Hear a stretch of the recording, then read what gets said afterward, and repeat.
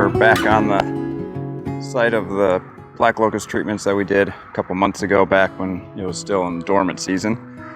Most of the big stems that we treated back behind me here, we'll take a look around, kind of see how that turns out.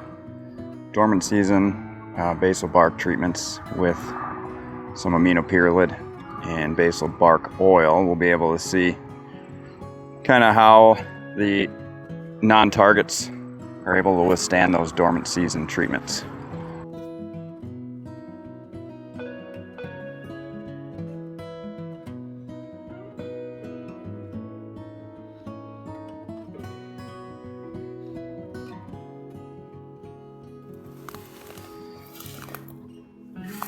Here we're getting into some thicker stuff here, some stems. I'm going to see grasses do really well with this herbicide. Mostly affects the broadleaf plants around it, but you can kind of see here some sunflowers and gray-headed coneflower, other asters and things coming up right next to these treatments, but still a little bit of, on this one here you can see some effects of the herbicide, but didn't kill the plant. Still going to make it through. Next year you're going to see that it comes right back.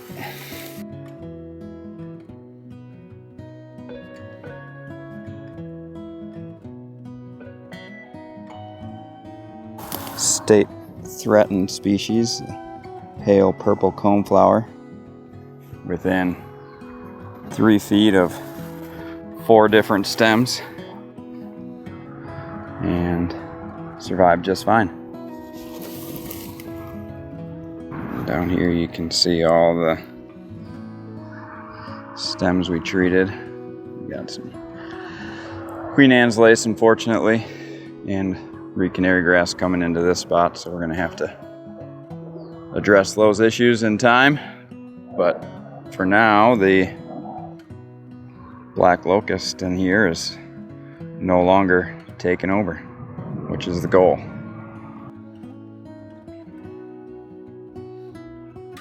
We have a pretty good stand of switchgrass coming in, some compass plant and cup plant, and some Canada wild rye, but this will all fill in again with forbs in time. Okay, here we are. Another section of that property. Some more Black Locust treatments here. Behind me, stems. And we can see that there are also some mature trees in here that we treated with a method called Hack-and-Squirt with 10% of that aminopyrrolid solution in water and a little bit of marking dye. Same herbicide, different application method, but a little more effective on the larger trees with some thicker bark and just bigger root systems, so they need a little more herbicide in them. But we'll walk around and take a look at the results of some of these. Seeing through here that there was pretty high density of stems. I think I did the math on this one, and if it were this thick for a whole acre, you'd be looking at about 15,000 plus stems per acre, treated with very little herbicide. And you can see even some of the resprouts here. This guy right in front of me is looking a little curly and not happy. So these are all what you would call a clonal species. So a lot of these were probably the same plant. And even when I got here to do the Hack-and-Squirt method, some of these trees up here, these big tall ones, were looking pretty sick already. But I came through and treated them again, and you can see all the ones up there probably getting washed out a little bit, but they are definitely dead and dying. So pretty much in all these areas that you go through once or twice, you got to come back through and make sure at the end of the season you plan for getting in here and doing some foliar work or more basal bark treatment on some of these little stems that inevitably are going to be coming up for probably a couple more years before we get them all knocked out of the system. So just got to keep after them. Here's a section that was treated, same with that hack and squirt method, just a little over 3 weeks ago, and pretty much everything's looking really good in here. You can notice there's a lot of sunlight hitting the floor here, whereas before it was basically 100% shade. And we'll see that as we walk across the path here and get back into some untreated areas. You're gonna notice that the light just is gonna disappear back here.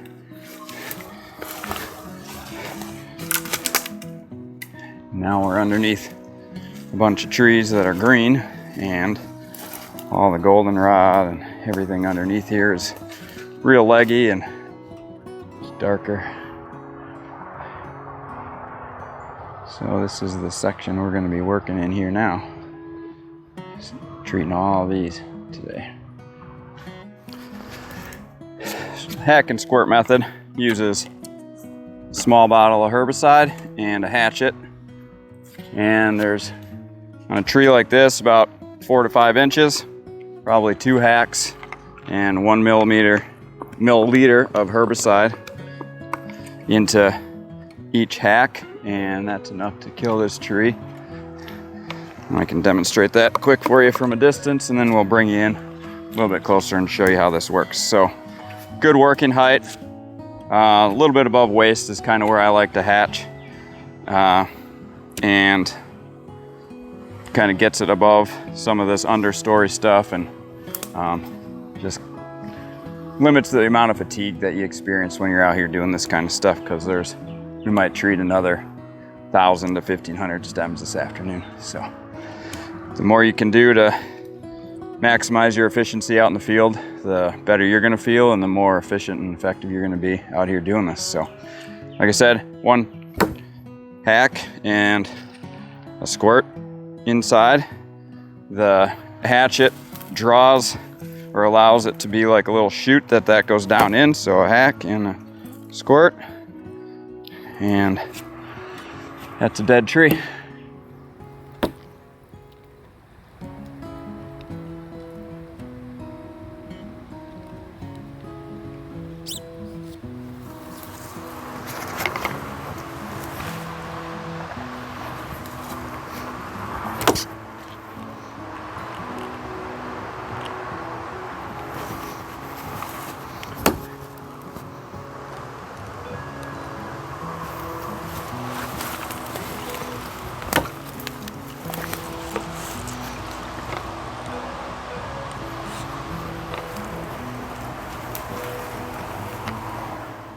Well, as you can see, once you get into it, it's pretty quick work. Getting in these lower density stands, not too difficult. This was about 10 minutes worth of work there, sped up, and really just kind of going through, making sure you're hitting the green ones, looking up for hazards. Some of these inside these stands, the smaller, less dominant stems will get kind of aborted and leave room for the main dominant stems to kind of grow up and take over the canopy. So a lot of these ones inside here are not actually living, so you don't want to be wasting herbicide on those. Hit just the green ones and keep on moving. All right, we are done treating for the day. Kind of overview on the back side here of where we treated. All of these lime greenish trees, small leaves, you can kind of see them there, are all ones that we treated today. Start getting into this brown leaves here, and they're a little bit on the back side there. And then I came down the hill and treated all this stuff all along the edge here.